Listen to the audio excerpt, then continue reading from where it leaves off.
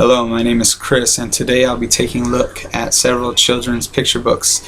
And in these children's picture books, I'm going to be looking at the human traits that the animals take on in these picture books. So, as we go through the books, we're going to look at the human traits that animals take on.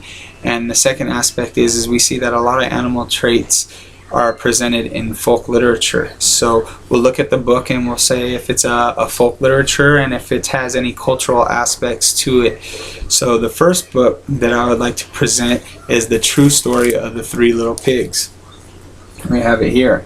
And it's written by John Skeetska and it's illustrated by Lane Smith. In this book we can see the tale told from the wolf's perspective.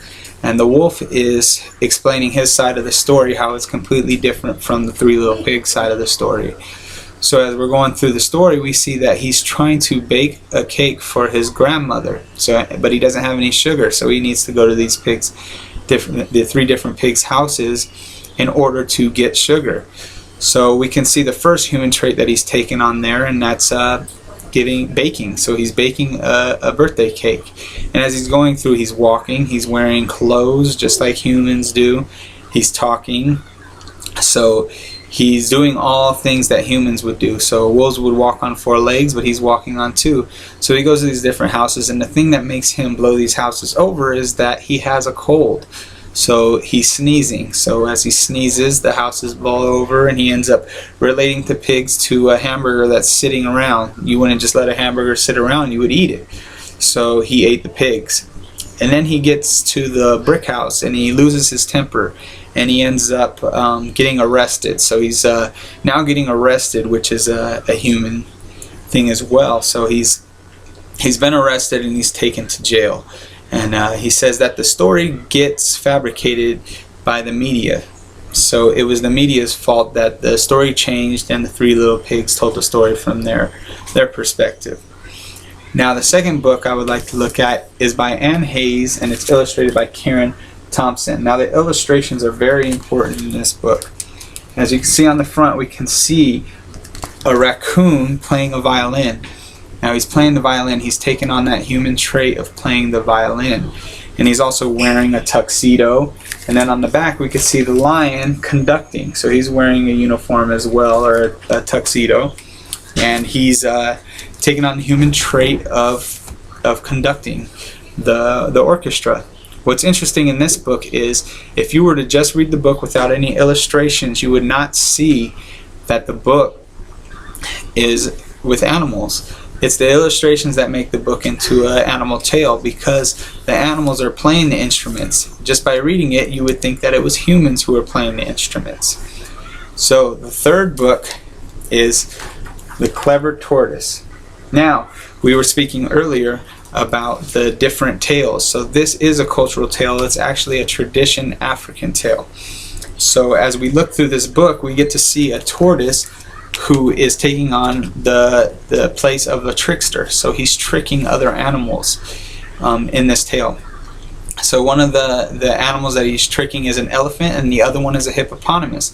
And what he's trying to do is he's trying to prove his strength to both of them. So what he does is he gets into a tug-of-war contest, which kids play often. So they're playing tug-of-war, and he's telling them that they're going to play tug-of-war with him. But what he does is he takes the rope and he ties it to the 2 different animals. So the 2 different animals are playing tug-of-war with each other. So as they're playing tug-of-war with each other, they see that the tortoise has strength, but in all actuality it's them playing tug-of-war with each other. So we have a tortoise who's talking, he's playing tricks, and he's fooling the 2 other animals. And in the end they end up dancing and rejoicing because of the gained respect that he had for his strength. Now this story had a good ending. He ended up dancing, which is a human trait, and they're singing and just having a good time. Now the next book we're going to look at is also another tale. It has cultural aspect to West Africa. So we see there, this one's by Gerald McDermott, and it's Zomo the Rabbit. Now as we look at this, it's also a trickster tale. So he's playing a trick. Now what he's trying to do is the rabbit's trying to gain wisdom. So he goes to the gods and he's asking for wisdom. Now they tell him to do 3 different things. He must trick 3 different animals into getting what he needs. So he tricks a fish and a wild cow. He needed to milk the wild cow, and he needed to get the scales from the fish. So he does it 3 different times. And in this story, he ends up getting the things that he needs to gain this wisdom. So he's playing drums, and the fish is dancing. So they're all taking human traits. So you see the drum playing, and you see the dancing, and you see a lot of things that would be relative to their culture.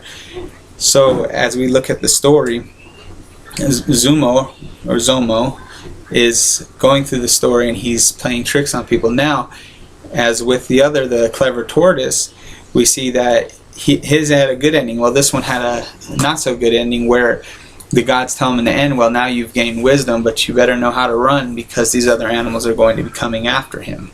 So it was kind of humorous to see that at the end of the story. The 5th and final book is also a tale. See it here. It's the Beaver Steals Fire, and it's a Salish coyote story.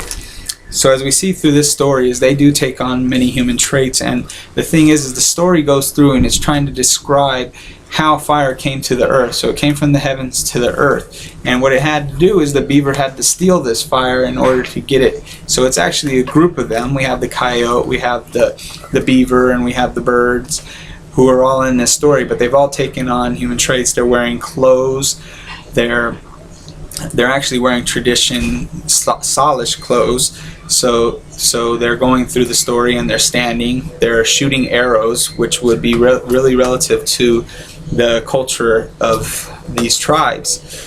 So as we go through the story, we see that they are talking as well. They're having meetings, and they're coming together just as they would in their tribes.